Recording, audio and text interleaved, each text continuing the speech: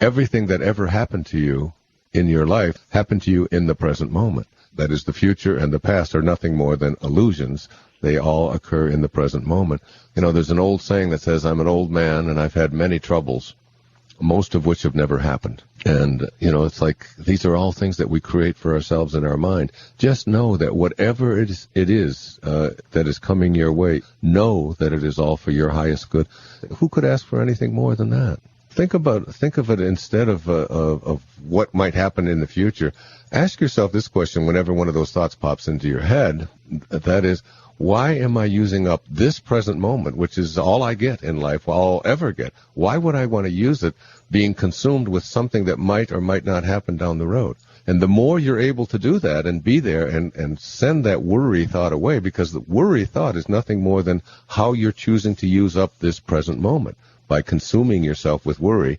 Guilt is the opposite of that. Guilt is using up the present moment to be concerned about something that you did or didn't do or should have done or didn't do right, but you're still doing it in the present moment. So worry and guilt, in my book, Your Erroneous Zones, I call these the useless emotions. They're just useless because all they do is take you away from the moment and have you fill up the moment with something other than what you want to be doing, which is to be in a fully functioning, loving, present moment experience all the time, just being in the now. And if you want to learn how to do that, go out and watch your animals.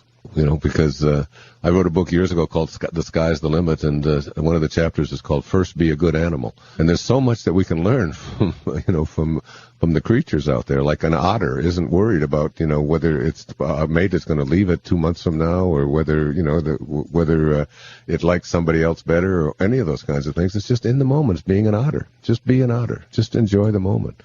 And you'll find that all of that other stuff will just pass exactly the way it's supposed to. It's all unfold perfectly.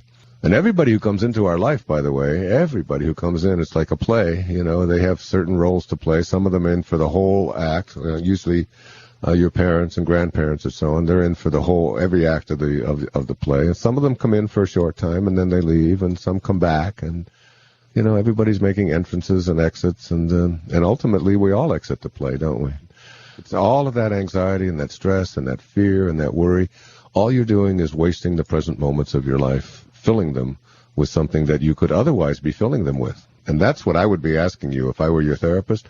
Like, what is it that you could be doing in the moments when you're worried about whether your husband's going to find someone more suited to you? What could you be doing other than that? Supposing that your mind wasn't capable of thinking that thought, what would your life look like? Yeah, if you couldn't think that thought, you would be happy. So the only thing that keeps you from being happy isn't your husband or isn't you, it's that thought. And if you just decide that I'm in charge of what thoughts that I have, and so now you say, okay, you just go onto you use your imagination, and you go into this imaginary place where you just assume, I can't think that thought. My brain isn't capable of making the chemicals that are going to allow that thought. And then you start realizing that I am now content. You would be free, you would be joyful.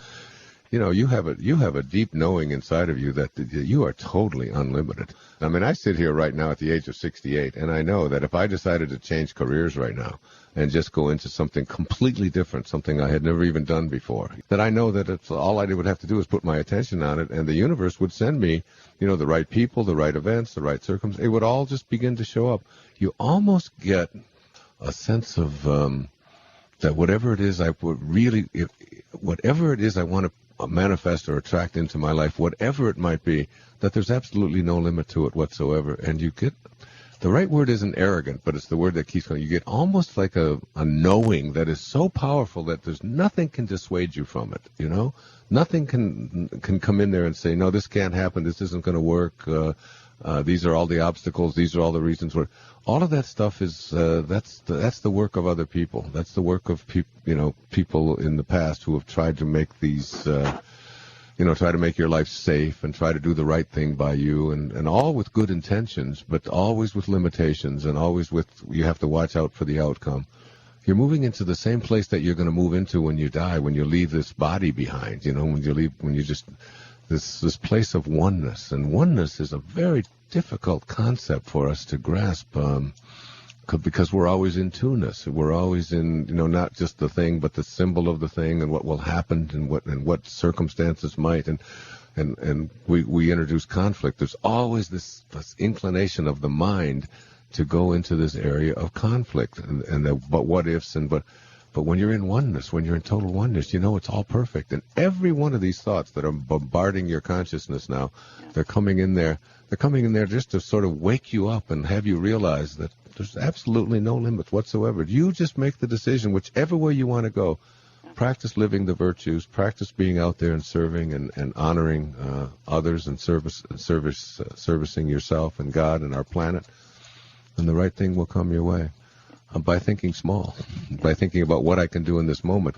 There's just this knowing that this isn't me doing it all. You're letting yourself be lived by it, just letting it take you wherever it's going to take you and being at peace with it.